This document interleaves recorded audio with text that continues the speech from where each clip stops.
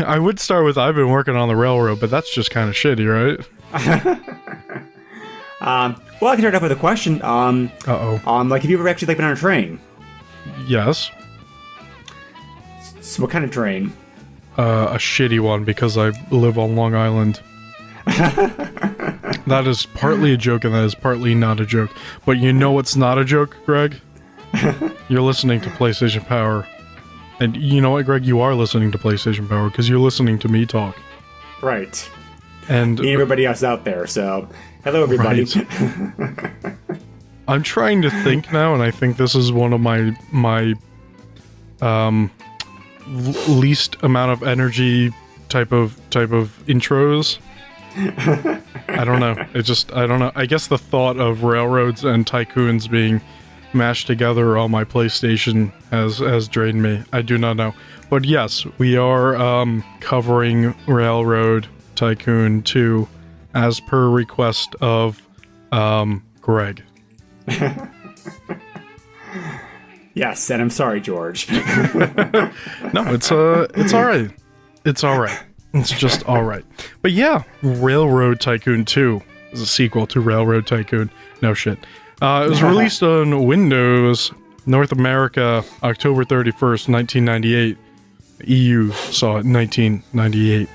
On the PlayStation, it was released in North America, January 31st, 2000, as well as the EU in 2000. The Dreamcast port was released in North America, June 30th, 2000. EU, June 30th, 2000. Consistency, I can see. That rhymed, and I did not mean that. But hey, the developer was Pop Top Software, and I have a spidey sense that you're trying to say something. No, sorry, I was just gonna say, it still blows my mind that Dreamcast version of this exists, because I can understand the PlayStation version existing, but for reasons I'll talk about here in a moment. But the Dreamcast really got this game, but. Yeah, that's still maybe they were desperate for games. Maybe it was maybe it was like a Master System deal where they were just super desperate for things. I don't know. I think so. Yeah, that's the only logical conclusion that I can draw. But right. But yeah, Pop-Tart was a pretty good company. They also published they also developed the Tropico games. Like, you know that series? Yes, I do. Yeah. So. Yep. Good games. And yeah, just to finish this up, published in North America by Gathering of Developers, and published in the EU by Take-Two Interactive. I don't. They're not specifically two different sides of like game publishers, but they're kind of a little bit far away, considering what Take-Two is now. Or just what Take-Two was in general, even in that era. But right. Yeah, really interesting. So the PlayStation has a decent amount of games that were ported from PC over to the PlayStation. I'm going to make that point. Compared to earlier systems, earlier systems did get some ports, but the PlayStation got a ton of ports. Yeah, the PlayStation was more one-to-one with PC than it was with consoles before. I think there's several reasons for that. One is that the hardware was powerful enough to be able to support a pretty good version of a PC game. Well, I mean, you take a look at it, and every generation we go with consoles, we're getting closer to computers, and the argument is that PlayStation 4 and Xbox One are basically computers, blah, blah, blah, whatever. But,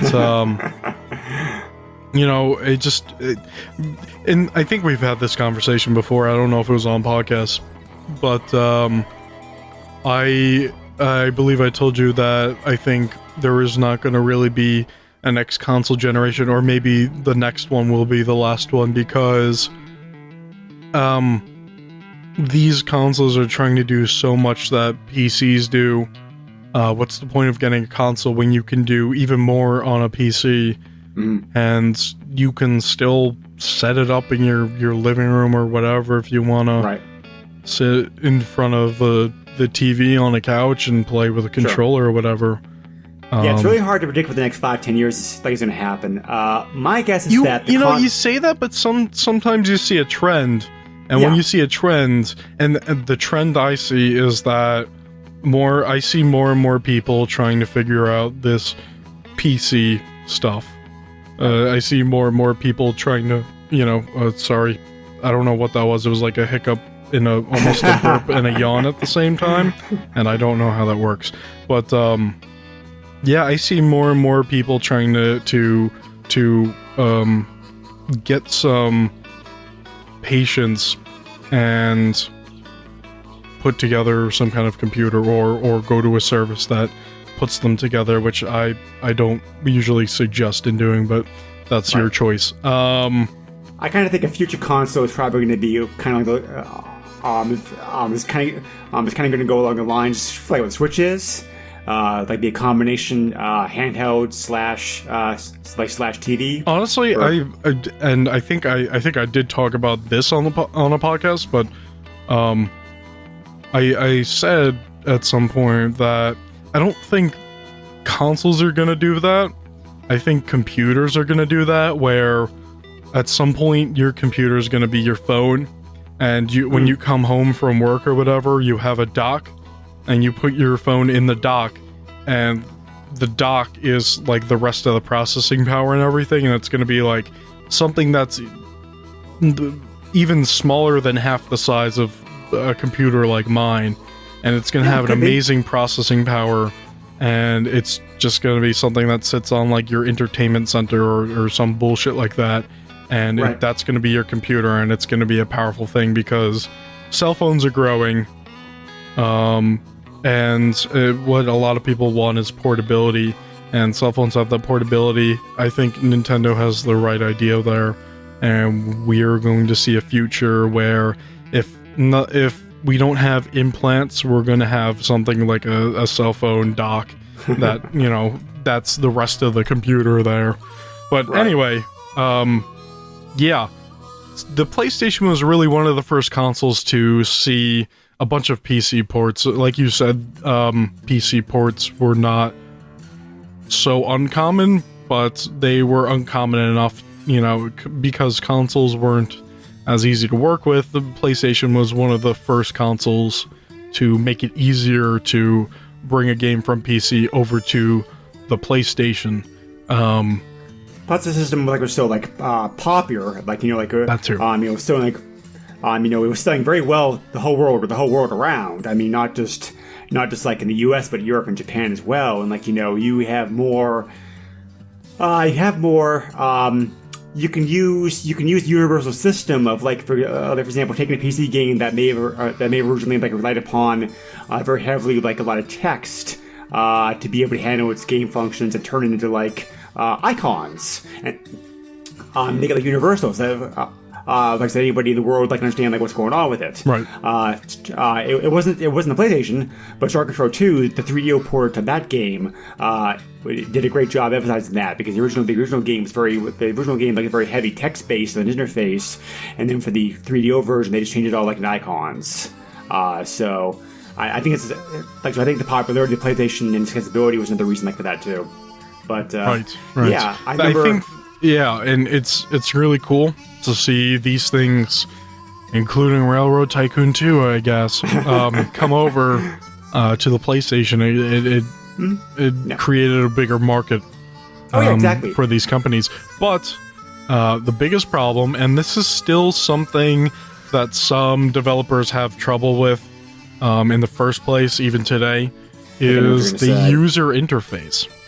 It is not as bad as it was in the PlayStation era. Certainly was not, because we've had a bunch of revolutionary games that other people have learned from. But this UI is not complex in the way that it looks, because I believe the PlayStation version is almost 1-to-1 with the UI, maybe. There's some differences. I was going to talk about some differences I noticed earlier here, in a bit, but yeah, it's pretty close. Right. The way that they execute it, though, is pretty fucking piss poor. Let's be honest here. So, well, anytime you're trying to convert a game that uses mouse and keyboard into a joystick controller, there's gonna be issues. Well, when I played this game, Greg, he said, "Let's play Railroad Tycoon 2," and I said, "Are you fucking kidding?" And then I booted it up. I almost instantly came up with an idea of how they could have set the UI. And you know how you could have done that? Is by just using the fucking cursor that they give you and select the buttons instead of using the D-pad and it being pushing the up and down buttons. I cannot even explain it. It is just so convoluted, and it's not convoluted in the way that it is presented. It's convoluted in the way that it controls. And yeah, it's not a boner killer, but it's certainly kind of bad. Yeah, I'll agree with that. I played this game for a little bit, and I still had trouble getting around the user interface. Yeah. Honestly, nope. And you can, and what's a kick in the dick is that you can hold. I think you can hold L1 and use the D-pad, and it moves the cursor around. But you cannot select things with the cursor, so there's no fucking point in using the cursor then. So, what the fuck is my question? What the fuck is my question when they came to, how are we going to control the UI? Because they gave you a cursor. You use the cursor for the on the in-game map. You use the cursor for that, to place buildings, to select buildings, to do whatever the fuck. Right. But you don't use the cursor to select the buttons in the UI. You do it when you're on the map, and you click the train button, but then once that opens, it's game over because it's fucking bullshit. And that's the only biggest problem I have with this game, is that. Yeah. So, that being said, this game's actually not bad. Yeah. Well, I agree with you almost 100% as far as that complaint goes. I think the interface and how it looks is fine. I think how you control it, though, is completely... like it's bullshit, like I said before. I don't understand why they chose to do the scheme that way. It's like the people who... if I had to make a guess, the people who ported this game never actually played a PlayStation before and were just doing it for a development job. Well, remember, it's Pop-Top Software. I believe they only really did computer games for the most part. So well, I think they probably didn't really have much background in creating games for the PlayStation, and that's kind of where they fell short. I mean, other than that... also mention a company called Tremor Entertainment. They may be the ones who actually handled the actual porting. I don't know. I didn't see anything about that. But... Yeah. So. And if it was them, then what the fuck you thinking? But you know, it just makes you wonder why. Yeah. Why does it control this way? I know. I mean, XCOM was clunky, but you know what? At least it made sense in the way that the UI controlled. Exactly. This does not at all. Right. I'm trying to remember. And I must have fucking blocked it out of my mind because I'm having trouble remembering how the UI controlled. But it's something about the D-pad. Like, you push up and down on the D-pad to move where you're selecting or something? Yes, yep. And then you push... Do you push X? I don't even remember. Yeah, you push X. Okay, yeah, it just... And let me explain it this way, because I'm not explaining it fully correctly. You usually have like two halves of the UI. Right. And the up and down doesn't scroll through all the buttons on each side. You have to press like select, I think, to swap over to the other half. And I don't think left and right do anything, which also does not make any fucking sense. Oh my god, I'm getting a fucking headache from thinking about this UI again. Oh god. Yeah, so I believe you have... In specific boxes, you have to press select to move over to that, so then you can select it. Oh, no, you know what it fucking is? Now I remember. Now I fucking remember. You have to use, I believe it's R1 and R2 to scroll down in certain boxes. That's what it fucking is. Yeah. Yeah, and then I think... Is there something... Do you use selected something? Fuck, I don't remember. I honestly tried to block the UI controls in this game because it made no sense. No, you were right earlier. Select is used to be able to hop quickly between one set of one part of the interface to go to the other part. Oh no, you know what it was? I think select might have flipped to over to something, but R1 and R1 and R2 scrolled up and down. Like if you were in the train menu and you wanted to select a new train, or you wanted to change the destination, the route, whatever. Right. You had to use R1 and R2 to scroll up and down that list. And it was terrible. Yeah. Yeah. Yeah, definitely. The control is the worst part about this game. I mean, I don't think it's a deal breaker. You can't get used to it, but it makes you really wonder who the hell designed this. But because as I said, I think it was probably it smacks of being a rush job, and if somebody who really didn't understand the PlayStation, what made sense for a logical control scheme. I think I've played SNES games that had PC ports that made more sense out of the controls. Do you remember how the Dreamcast version controlled? I think the Dreamcast version actually made more sense. I don't, because there's no multiple bumpers or whatever. There's only just the triggers. Right. Yeah. I think that was more one-to-one, like you use the cursor for that. I could be remembering that wrong. But I don't know. Maybe I'll remember at some point. Right. Well, we probably should talk a little bit about this game for those out there who are not familiar with it. It's Railroad Tycoon 2. How could you not know what it's about? No, but go on. It's primarily a simulation, but I'd call it a light simulation because it's not really. I mean, because you are simulating things, but you're also doing other things too. You're also playing around the stock market. You're also setting up trains to decide what cars you want to have going down this train section at this time, so as not to have a major accident or whatnot. So remember before we started recording this podcast, remember when we talked about the Dreamcast version and we said that the UI was actually pretty different? Yeah. Yes, you most certainly do use the cursor to select buttons. So the Dreamcast version got it right. Also, the Dreamcast version was in 3D, whereas this and the PC version, everything is basically 2D. True. Yep. Exactly. Which is an interesting change. So the Dreamcast, believe it or not, I think the Dreamcast version might actually be the best version of this game. Yeah, looking at the Dreamcast version, like online, there's some online there's some slight differences. The interface, like you said, is looks like it's laid out a bit differently. The graphics are a little bit different.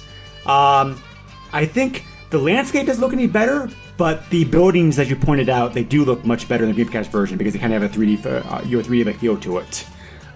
So in the Dreamcast version, looks like it has more of a slightly top-down angle than the PlayStation version does. Maybe. Yeah. I actually really like how the Dreamcast version presents itself. It has a much nicer style. Definitely. I understand that the PlayStation was kind of limited in what they could do. Right. But, oh geez, look at that. I'm looking at the Dreamcast UI right now. And some of the major functions are actually shortcutted or hotkeyed to the face buttons. Yeah, exactly. I saw that too. Yeah. That's not a bad fucking idea. It makes it kind of feel like it was made for the Dreamcast. The people who handled that version clearly had a better idea of how to be able to handle the controllers. Yeah, I see that, especially with the controller that has less fucking buttons. Less fucking buttons. Dreamcast has less buttons. Your Dreamcast controller has less buttons than a fucking, not even just a DualShock, but just a normal PlayStation controller in general. And they made much better.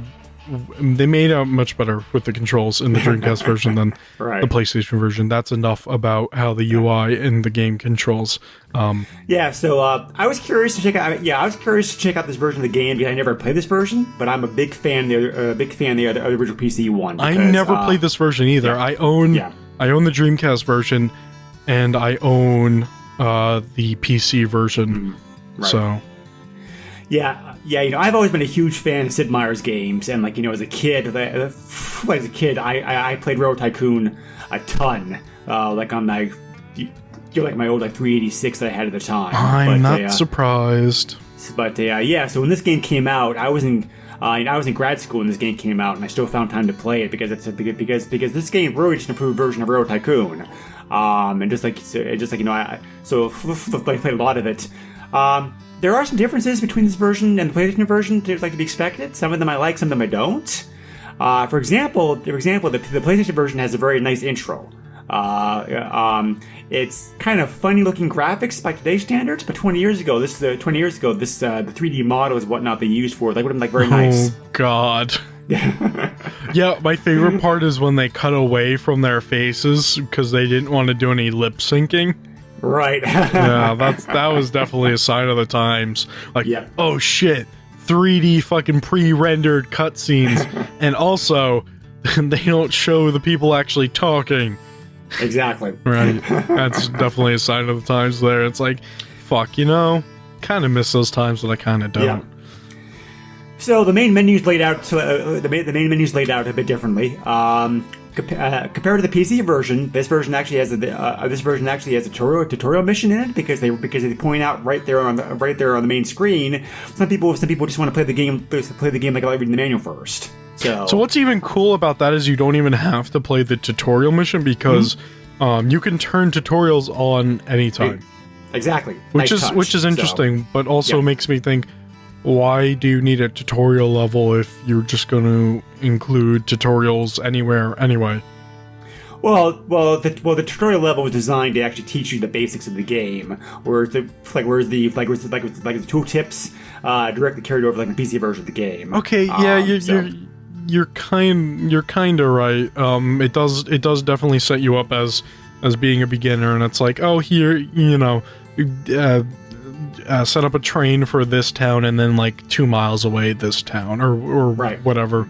So yeah, but also the tutorial tooltips for like everything pop up in the normal game if you set it to be that way. Anyway, true. So yeah, but yeah, read the manual for this game. Still recommended because it's pretty deep. I didn't do it, and I fucking well, I was gonna say I made out well, and I obviously didn't fucking do so. I told you last night how I did, and we'll get into that soon enough. It was really fucking funny. Well, we can talk about that right now. That's another difference. Like the PC version of the game, with the scenarios, because there's two different ways. There's 2 different ways you can play this game, and both the PC version and the PlayStation version have this. You can either have what's called sandbox mode, which is like free play, just like just pick a map and go to town and just build, build and do whatever you want to do. Or you can also do scenarios, which are graduated. You have to advance one to get to the other ones. Well, I mean, it's recommended that you play them in order. I don't think you're not forced to play them in order. Exactly. Whereas the PC version, you are forced to play them in order. But another difference is that the PC version scenarios, if you have the game turns are 2 years each. They have a turn in the game. It shows you a report showing you how you're doing, your profit loss statement, what you've gained, that kind of stuff. In the PC version of the game, if you have, I think it's like 2, it might be 3, but it's like if you have a certain number of turns where you're losing money by your negative balances, you go bankrupt and the game ends. Apparently they moved that feature in the PlayStation version based on what you were telling me earlier, George. Yeah. So, just quickly, is there a sandbox mode in the PlayStation version? I do not remember for some reason. I thought there was. Let me confirm that real quick here. Because what you can do is you can play a scenario, and once you finish, that's what I mean. Finish it, it's like, do you wanna go away or do you want to keep playing? And it's like, I'll keep playing. That's and you can even mode, you can even do that when you lose the scenario. So it's technically kind of sandbox mode anyway. My favorite part was My favorite part was when I was losing a bunch of money and Chicago's like, you know what? Fuck you. We don't need your railroad anymore. We're not interested. And they gave me the middle finger. That's not part of the game, but I was just imagining it. And I was like, okay, cool. I'm gonna try to fucking make money back. And that never happened, so I kind of gave up. And I was like, you know what? I'm going to see how long this rolls, and I could not see how long this rolls because they wouldn't get rid of me. I even, believe it or not, I even took all my trains out of service, and I was constantly losing money. There were actually points where I gained a little bit of money, but I was always making a net loss. And I got past like negative 12 million K. Yes, 12 million K. Not 12 million, 12 million K. And and there were parts, and if you watch the video, there are parts where they'll give me a raise, or they'll think that I'm doing all right, and then there are some times where they downgrade my pay or cut my pay, I should say. I did not mean to rhyme there, but they certainly cut my pay. But I was doing such a terrible fucking job, and most of the time they're like, you're doing all right, or hey, you deserve a raise. But sometimes they'd be like, you deserve to get your money taken away. And it's just like, I was playing this on emulator, so I took off the frame rate limit, which made it obviously speed up, for those who don't know what that does. And on my controller, I took something heavy and I put it on the button map to X, and I just let it fucking go, and I walked away. I did whatever, got something to drink or whatever the fuck, and eventually I came back, and it was still fucking going. I had no trains, I had nothing, I was losing a bunch of money, more than 12 million K of money in debt, and they're like, have a raise, you're doing alright, we'll take some money, have a raise. And it's like, what the fuck is going on here? So I was not able to find a fail state here, and it's kind of shitty because you're almost in like you're almost like soft locked in a way.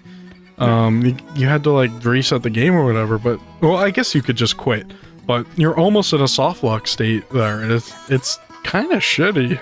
If I had to make if I had to make a guess, and I'm thinking maybe they may have removed that because they wanted to make the game easier for people, because they wanted to. The PlayStation market's different, of course, and so I think they want to. I think they wanted to try to make this game attractive and appeal to players who may not have an experience with like your typical PC strategy / simulation games. So they wanted to make it easier, and that's one way. It's obviously they want me to do it. So I'm not sure. I'm just taking a guess on that. Yeah, I have no idea, but. Other than that, I was able to get, oh god, what was that first scenario? You get something to Baltimore to... Yeah, to Baltimore, Ohio. Yeah, Baltimore to Ohio, right. Yeah. And that was easy. I actually played on easy on that, and then I was like, alright, well, I can do this on normal, and then I made some poor decisions. I might need to get some advice from you. How do you do it? Do you just set up one train to make all the stops? Or did you build separate train tracks? That's the beauty about this game, because like in most scenarios you can do it like multiple ways. I mean, like, each scenario has 3 different win conditions, which are called bronze, silver, and gold medals. And there's really no it's just pretty much bragging rights as to which ones you get. Like any one of those like be considered to be a win condition, and you can go on. But obviously, the bronze is the easiest one to get, and then the gold's the toughest. So it's important to start not to overbuild, because because the trains, especially early on in the game, right at 1830, 1840 or whatnot, the engines are very weak. So, like, you want to have like only one line, a couple trains. You want to keep things like nice and simple until you get sufficient money flowing in, and better engines come down the line for you, and then you can like expand some more and whatnot. Another part of that is maintaining trains. Obviously, you want to get the newer ones because a lot of them become more reliable, and in most cases also become faster. Yep. And that's obviously good for you. and they can put more cars too, which is also important because you don't want to. Exactly. There's other train engines. Those other train engines that you're really going to put 2 cars on them, because of how weak they are, and then later on, you can put like 3 or 4. So, some other differences I noticed. The interface, the game scenario interface is a little bit different. In the PC version of the game, there's an old man who talks before the scenario starts. Oh God, I remember that. Yeah. But in this version of the game, you don't have that. You still have both versions of the game still have the intro scene with the old man talking, explaining the scenario to you and whatnot. But the old man does more talking and background stuff in the PC version of the game. Yeah.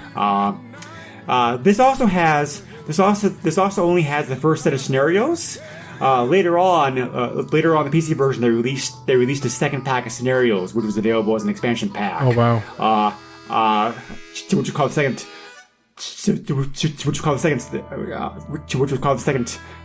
second century, and that included a whole bunch of scenarios from like about 1900 to about 2100, both like real life and fictional scenarios. Oh wow!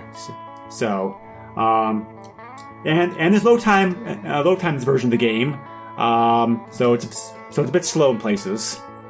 Load times aren't that bad. Yeah. But yeah, you wanna, when it comes to the trains, you wanna make sure that,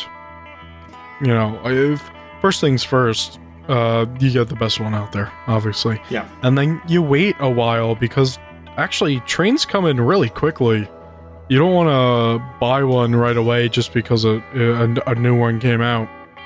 But, if you got a train with a bad reliability, then you certainly want to get a newer one, though, because I've had one that broke down a couple of times and lost me some money, which fucking shitty machines. But anyway, So having the critical buildings, like the buildings in your city, to be able to upkeep and maintain your trains is important. Like, you don't need that stuff in every one of your stations, but the cities, your bigger stations, like to have that stuff for sure. Yeah, you're also not just worrying about trains and train tracks and stations. You gotta kind of take a look at what towns are looking for and what kind of supply they have, and build up your buildings according to that. So, if they're receiving a lot of passengers, you want to build hotels and restaurants and stuff like that. If they have livestock moving, you take care of that. With does warehouses do that? I never figured that out. Yeah, warehouses do that. What can also be very profitable for you is also getting up the industrial good lines, because many goods have 3 steps in the process. I was just going to bring this up. Yes. Yeah. So if you can have a line going with all 3, all 3 parts, that's a lot of money coming in. For example, one route you can do, for example, is to take cattle from a farm in one spot, take them to a city that has a factory. You would turn them into slaughterhouse. To process them, and then take them to a third city, you would actually turn them into meat, and you would get that chain going. Very profitable, especially early in the game. Yeah, so at some point, if you're still playing and you hit a specific era, like a certain point in time, like 1900s or whatever, if you're playing in like the 1800s, eventually you're gonna have to bring these certain resources around all over the place, because a lot of towns or cities or whatever will start not taking in the raw materials. You'll have to bring your iron to be worked on to become steel or whatever, shit like that. Yep. And that's realistic, but it also adds another layer there, because then you have to make sure that the right train has that material and it's going to that place to get it processed. And I honestly I wish there was a mode where that wasn't there, because it can add a layer of difficulty, because you have to figure out what does what, and and I was having trouble just getting my trains everywhere. But I think I had I think what I did was bad, and I think I learned from it, because I think the problem I had was I was like, oh, fuck it, I'm just gonna set up other trains. And what I did was, like, I set up trains that went from one small town to another small town. So I was wasting money and not really getting anything from it. And probably what you should do is obviously set up a good area where you start off from. But then other than that, like, oh, let me go, like, almost all the way west, and let me starting from the west, and then we'll eventually connect that. And you should definitely start looking into doing multiple trains for basically the same route. Sure. Which probably is what those double tracks are for, right? Double tracks are great. Are great because they allow you to be able to run. They allow you to be able to run trains back and forth on the same route. Right. And I was going to do that, and I got to a point where I fucked up, so I couldn't do anything, and I was losing a bunch of money, and everything was on fire, and the world was turning inside out. So yeah. You can also help the process. You can also help the goods process along. By also, like, you can also build facilities yourself. Money in certain areas. Yeah. So to be able to help to, if there's missing a link somewhere in the chain, you can build that facility there to finish it, and you also get money based upon that because you actually own that facility. So that's pretty cool. And the stock market is also like very important. Because the stock market is where you can buy stock in competitors' railroads to make money off of that. Oh, I forgot about that. I never did any of that shit. I'm not good at that stuff. Yeah, and if you get 50% if you get 51% claim to the railroad, then you buy that railroad and you can merge your. Oh, you fucking have a hostile takeover, fucking Ubisoft shit. That almost happened. Do you remember that? Do you remember when Vivendi was trying to buy all the stock from Ubisoft so they could take them over, and that almost actually happened? Like, Ubisoft was actually like, hey, other people who have money, if you're interested, please buy our stock because we don't want to be taken over. Like, Vivendi almost fucking almost like had a hostile takeover of Ubisoft, and I'm thankful that didn't happen. Also, you can also buy and sell your own stock, and I'm also wondering, George, maybe if the reason that you weren't fired is because you were still controlling 51% of the your own company stock. Maybe, I really don't know.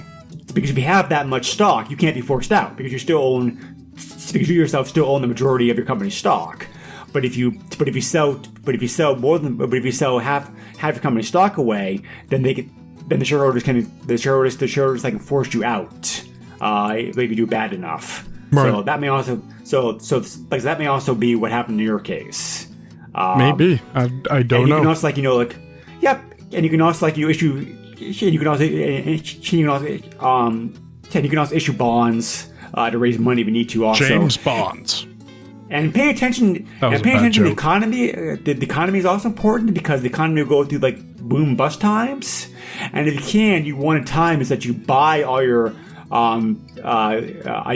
facilities and lay down more track when land prices are low, i.e. the economy doing badly. And try not to expand too much when the economy's doing well, right? Because it's cheaper when the economy's in the shitter.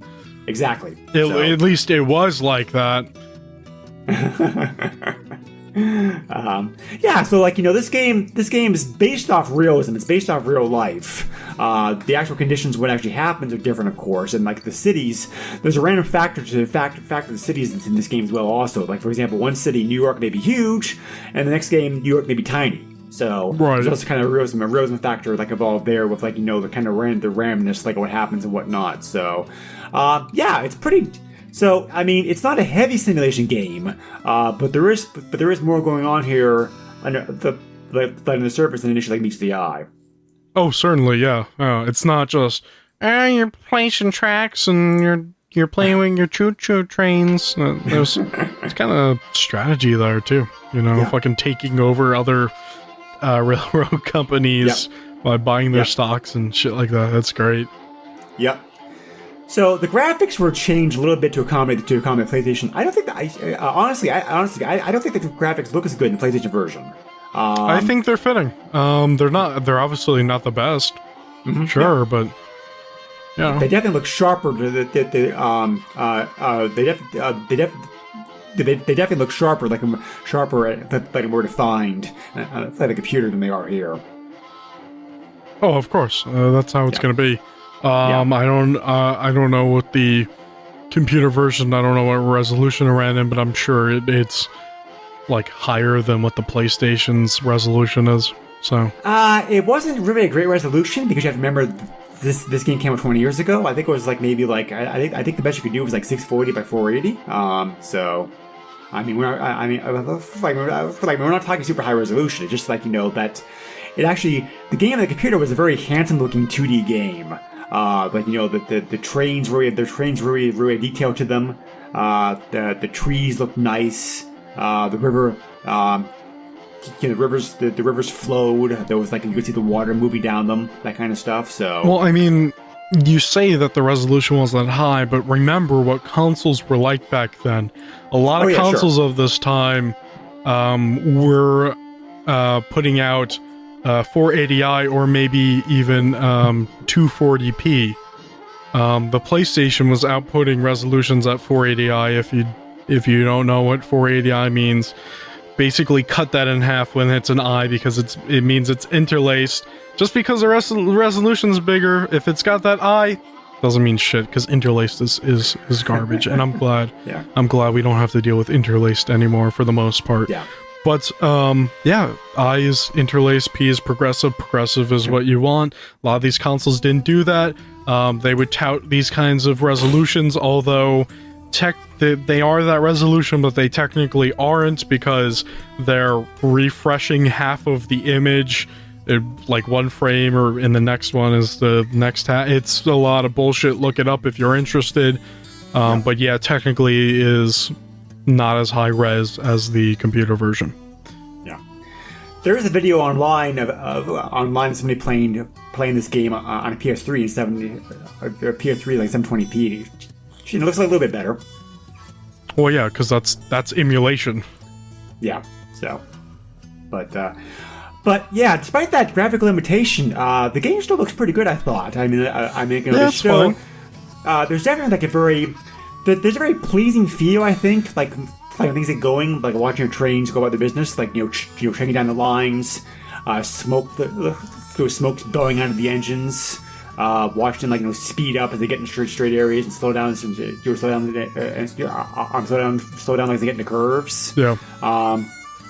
You know, like one of the most popular games in Europe right now is like a train simulator game, where the whole game is just basically you are literally controlling that train on that run, like in the driver's cab, in like a first-person perspective. If it's the game that I'm thinking that you're talking about, which I think isn't it like Microsoft fucking? I think it's called Euro Train Simulator. Oh, that might be what it is. Yeah, there's one of those games on there at Steam where there's DLC that's well over $100. Yep. But you know, people. You know, trains definitely are a fascination to a lot of people. I mean, like you know, like Willie, for example, like your friend is a huge train fanatic. Yes, so, like, you know, and so like there are people who are very happy to play that game and, like, you know, actually control that train for like the 2, 3, 4 hours, whatever it takes, to actually have that train travel in the equivalent of real life from one place to another place. And don't forget that there are also those Japanese games where you're working on a train. Yep. I think one of those are on the Dreamcast. And some people import them and play them, and it's like, you know, I don't know why, but if you're having fun, then you're having fun. Yeah, so the graphics get the job done. Like I said, you know, there's like, you know, like I mean, you can tell what's going on. There's the train carts look different and are colored differently, so you can tell the difference between them. So that's a nice touch. The music here is the same as the PC version. Like, it's a pretty good soundtrack. Yeah, it's fitting. Yeah, it's fitting for not the era of the game coming out, but the era that the game exactly you know, has inside of it. Right. Now. Yeah, I honestly don't know what else to say about this game, to be honest.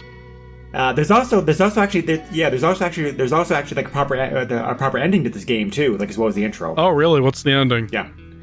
More of the same. Okay. That's all I needed to know. The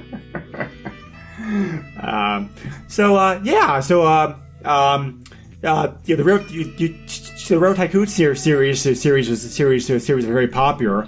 A couple years later, Railroad Tycoon 3 came out on the PC, which is very similar to this game, except the main difference of that game, like, is it's all 3D based instead. And then, like, several years, and on the end of like 5 years ago, Sid Meier's Firaxis, about the same time that they gained they regained control of the XCOM franchise. They also gained control of the Railroad Tycoon rights as well, because Railroad Tycoon for the PC was published by Microprose. And Microprose, of course, like, no longer exists anymore, but they were able to get the rights for it. So Sid Meier came out with a new game called which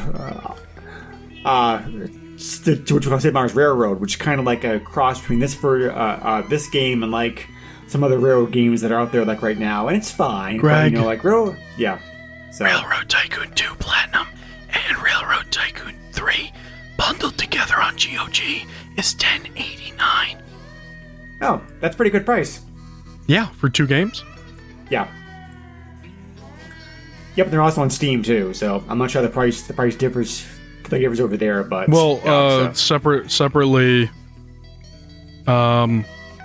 you'd be paying like $15-16 separately, but like I said on GOG, they're selling it in a bundle for like $11. Oh, okay, cool. Yeah. So I really love this game. It's still a game I play occasionally, like every now and then, because like a very very fun game. Like I said, but like I said, for me, there's something very satisfying about getting going and watching those trains like chug down the tracks. Kind of reminds me of this kid, playing like toy trains and that kind of stuff. So, but this version of the game, not the preferred way to play it, I gotta say. Not just the control scheme problems either. I think it's the limitations of the game too. That like 20 years ago, if you didn't have a computer that's good enough to be able to run this version of the game was perfectly good. But nowadays, it's like, forget about it. I just can't recommend this version of the game. I can't find any speedruns for this game. There's some that exist for the PC version of the game. There's still they still take a while because they're still like pretty like deep game. Some of the later scenarios take like quite a few hours to complete. Yeah. But like, for example, some of the later scenarios, for example, have you doing things like building the transcontinental railroad across Canada, or building the railroad all the way across Africa from like Egypt to South Africa. Yeah, I saw that. So like I said, so those take a while. Yeah. Well, yeah, Railroad Tycoon. I don't have anything else I can fucking say about this game. Overall, George, I think you kind of came away with like the same impression I did. The game itself is fine, but not this version of the game. Yeah, it's a little rough. It does what it does. It railroads the tycoons well enough. Well, the railroads, like, is how the first great American tycoons came into business. I mean, like, you have Andrew Carnegie and, like, everybody else. This is how they made their money, like the railroads. And now people make money off of people dying. So yeah, there's that. So sorry, did not mean and did not need to bring in politics in this podcast. So yeah, there's still a lot of steam operated like train lines in the country these days. Yeah. Like tourism purposes, that kind of stuff. China still makes like steam powered engines. So like all these companies like still like all these companies who import the steam engines like from China. And using to power the trains, and like they're pretty fun. If you ever get a chance to go like a train ride like that, it's definitely like some definitely experience. I did not a few was it a few years ago? It was probably longer than that, but I did something similar to that. So yeah, yeah, and also if anyone's interested, I actually watched something like this recently. There's a few documentaries or documentary-esque type of videos online where you can watch or learn or whatever about the bulletproof train for the presidents of the U.S. Oh yeah, okay. And that was really interesting. Yeah. Yeah. Anyway, So I guess we should get into the pricing. Let's play the Price is Right. I actually don't remember how to play the Price is Right, so we're just gonna play the guessing game. How much do you think this game has been sold for? I can't see it being very expensive. Like loose, maybe like disc only, maybe around like $5-10. Well, that's not a bad guess. What do you think is one of the more expensive prices? There's probably some new sealed copies floating around out there still. Probably. I don't think I've seen any sealed copies, to be honest. Okay, so mint condition complete, maybe around $30. Okay, well, this game has been sold between $199 and $17.50. Okay. Yeah, cheap, definitely cheaper. Yep, not bad. Yeah, no, not bad. Not even $20 for a complete. That's not bad. You want to collect it? Sure, why not? Go ahead. It's like $20. Right. If you want to play it, I suggest probably getting the GOG version. Especially with that like $10 deal between 2 platinum and 3. So, like I thought, based on what you said, the Dreamcast version sounds like pretty good too. Yeah, the Dreamcast version looks pretty good. If you want to play that, then play that. It seems like they really built that game for the Dreamcast, the way that it is presented and the way that everything plays. Mm-hmm. Whereas the PlayStation version was a weird port, a little clunky. Yeah. Yes, definitely. So, I'm glad they did this. I'm glad the game exists, like this console, because I thought it was like pretty impressive that they tried. Like I said before, that whole bridging the gap, bringing PC games over to consoles and whatnot. But fine for when it came out. Not the best version of the game though, unfortunately. So I was a bit disappointed, unfortunately. But it's playable. It doesn't have any like game breaking bugs or anything like that I saw. So I'll give it that. Yeah, I think that's all we have to say about this game. Yeah. So. All right. Well, thanks, Greg, I guess. Quickly, we already know what we're gonna cover. We're going to go to the PlayStation 2, and we're gonna play some Need for Speed Underground. Okay. Yes. And we also have a special episode coming up pretty soon too. So. Yes, we're gonna keep that a surprise, though. Yes, but yes, we are. The next game that we planned is or you know what I mean. The next game we already talked about that we're going to do is Need for Speed Underground. But something will probably pop up before then. Yep, I've never played a Need for Speed game, so this should be interesting. You haven't even played the Need for Speed? Nope. Really? Okay. All right. Yeah, I always just played the Gran Turismo and also the oh shoot, what was the other like big racing game series, the system? I can't think of the name of it right now. Yeah, there was another popular series of racing games in system. So I can't think of I can't think of the games like right now. But anyway, nope, never played Need for Speed. Well, this will be interesting. Yeah, it's an interesting game. It's fun. But anyway, thanks for listening, and thanks to people backing us on Patreon. I want to thank David, I want to thank Michael, and thank Lori. And if you're interested in backing us on Patreon, you can do so, patreon.com/theboxfort, patreon.com/theboxfort. You get some stuff there. You get some behind-the-scenes stuff. You get some early access.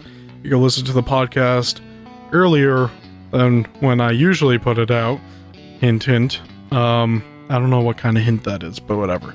If you're not interested in doing that, but you still want to help out, you could still get the word around, word by mouth, word by ear. Wherever you talk from, your dick hole, who knows? You want to get the word out, then we really appreciate it. We always like to have more listeners. We like to hear feedback too. Hey, speaking of feedback, look at that. I can segue my own shit. You can email us, PlayStationPower@theboxfort.net. That is PlayStationPower@THEBOXFORT.net.